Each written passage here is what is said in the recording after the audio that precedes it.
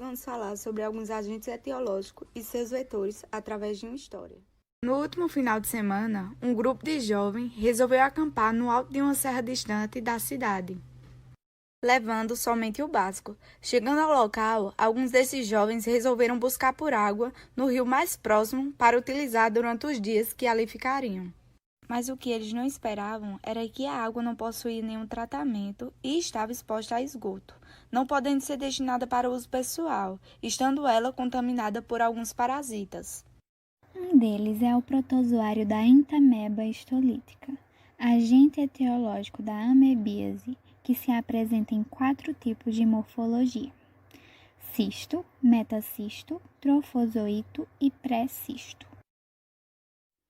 Inicialmente, o ciclo se dá através de alimentos e água contaminados por cistos maduros, variando de 1 a 4 núcleos. Passando pelo estômago, resistindo à ação do suco gástrico, ele chega ao final do intestino delgado ou início do intestino grosso, onde ocorre o desencistamento, com a saída do metacisto, que sofre sucessivas divisões nucleares e citoplasmáticas, dando origem a 4 e depois 8 trofozoítos, chamados de trofozoítos metacísticos. Estes trofozoítos migram para o intestino grosso, onde se colonizam e ficam aderidos à mucosa do intestino, vivendo como um comensal. Eles podem desprender da parede e, na luz do intestino grosso, sofrer a ação da desidratação, eliminar substâncias nutritivas presentes no citoplasma, transformando-se em pré-cistos. Em seguida, secretam uma membrana cística e se transformam em cistos. Através de divisões nucleares sucessivas, se transformam em cistos tetranucleados, sendo eliminados com as fezes. Já a Giardia lamblia é um parasito monoxeno de ciclo biológico direto. A via normal de infecção é a ingestão de cistos maduros, transmitidos pelo consumo de águas superficiais sem tratamento e alimentos contaminados. Após a ingestão do cisto, o desencistamento é iniciado no meio ácido do estômago e completado no duodeno e jejunum, onde ocorre a colonização do intestino delgado pelos trofozoítos, que se multiplicam por divisão binária longitudinal. O ciclo se completa pelo encistamento do parasito e sua eliminação para o meio exterior. Os cistos são resistentes e, em condições favoráveis, podem sobreviver por cerca de 2 meses no meio, e quando o trânsito intestinal está acelerado, é possível encontrar trofozoítos nas fezes. A giardíase apresenta um espectro clínico diverso, que varia desde indivíduos assintomáticos até pacientes sintomáticos, que podem apresentar um quadro de diarreia aguda e autolimitante, ou um quadro de diarreia persistente, com evidência de má absorção e perda de peso. Como alguns amigos foram para o rio, Pedro e Marina resolveram ficar nas barracas para se conhecerem melhor. Por ser um momento de diversão para o grupo, ninguém pensou em levar preservativos para o acampamento. Mas isso não foi problema para eles, pois mesmo ignorando os sintomas de uretrite, Pedro deu continuação à relação. Isso mesmo, sem preservativos. Bem, como vocês devem imaginar, relação sexual sem preservativos não é segura, ainda mais quando se tem um histórico de sintomas que não deve ser ignorado. Ao se relacionar com outra pessoa dias atrás, Pedro não sabia que tinha sido contaminado pelo protozoário Trichomonas vaginalis. Como o homem é vetor da doença, com a ejaculação, os tricomonas presentes na mucosa da uretra são levados à vagina pelo esperma. A tricomoníase no homem pode ser assintomática ou, como no caso de Pedro, apresentar-se como uma uretrite com fluxo leitoso ou purulento e uma leve sensação de prurido na uretra. Já na mulher, a infecção varia da forma assintomática ao estado agudo. Seu período de incubação varia de 3 a 20 dias e a infecção afeta principalmente o epitélio do trato genital. Vai provocar uma vaginite caracterizada por um corrimento vaginal fluido abundante de cor amarelo esverdeada, bolhoso e de odor fétido. Ocorre também prurido ou irritação vulvovaginal de intensidade variável e dores no baixo ventre. A mulher sentirá dor e dificuldade nas relações sexuais, desconforto nos genitais externos, dor a urinar e frequência miccional. A profilaxia para essa doença é, como vocês devem imaginar, principalmente a prática do sexo seguro, com o uso de preservativos e abstinência de contatos sexuais com pessoas infectadas.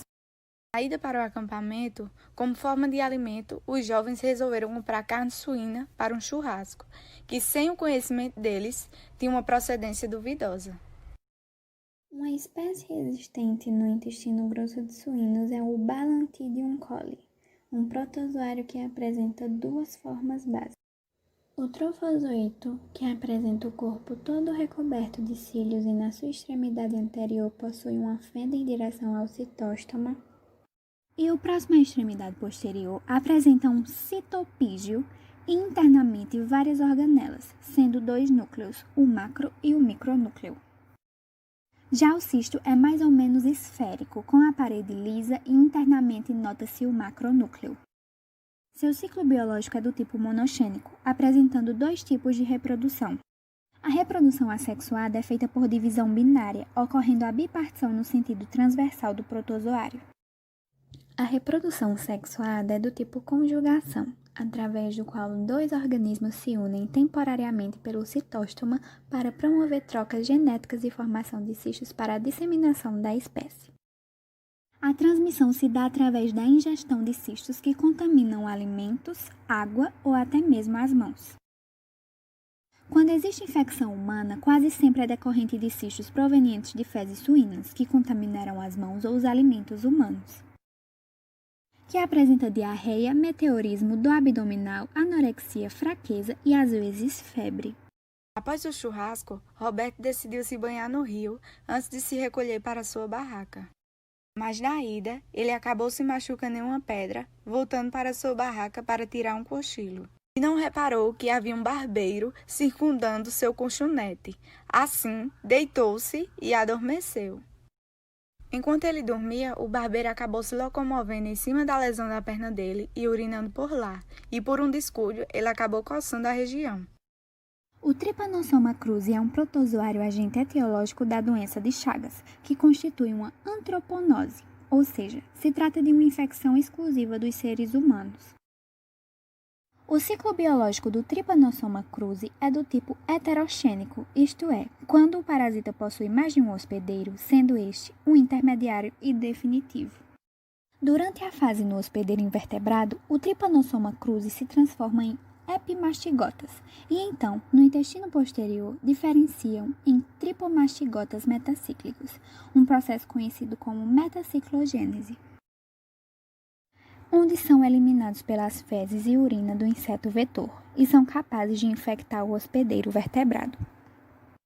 O parasita não penetra a pele intacta, somente infectando o hospedeiro via mucosa ou ferimentos na pele.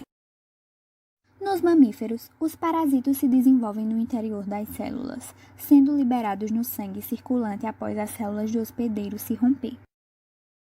O primeiro contato do hospedeiro vertebrado com Trypanosoma cruzi em uma infecção vetorial é com as formas tripomastigotas metacíclicas.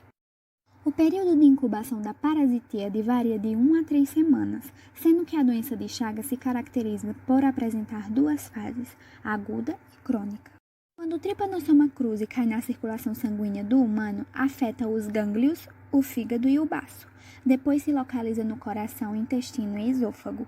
Nas fases crônicas da doença, pode haver destruição da musculatura e sua flacidez provoca aumento desses 3 órgãos, alterando toda a fisiologia do corpo humano. Os tipos de transmissão dessa doença de maior importância epidemiológica são, além da transmissão pelo vetor, a transfusão sanguínea, transmissão congênita, entre outros. Como vocês puderam ver, esse acampamento não deu muito certo. Então, pratique atos de higiene e usem preservativos para evitar esses incidentes.